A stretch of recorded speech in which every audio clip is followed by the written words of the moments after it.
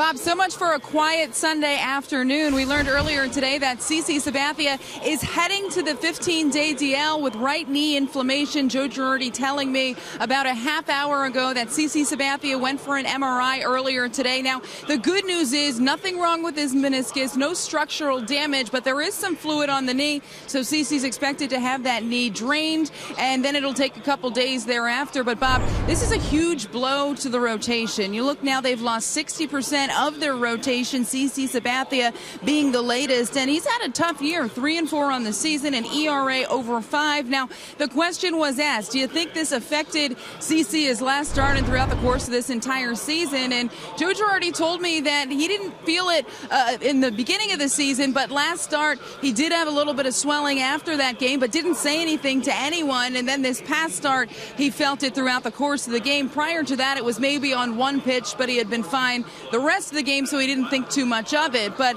right now, the Yankees are going to be cautious. They placed him on the 15-day DL. Matt Daly is here as an extra arm out of that bullpen. And now the question is, how do you fill the role of CC Sabathia? Internally, the best option is probably Alfredo Aceves. He's at least stretched out. Some people threw around Adam Warren's name. That's not going to happen. He's not even close to stretched out. And they really don't have too much in the minors. So right now, it looks as though it will be Aceves unless the Yankees go outside the organization to bring someone in. But the depth certainly going to be tested here, Bob.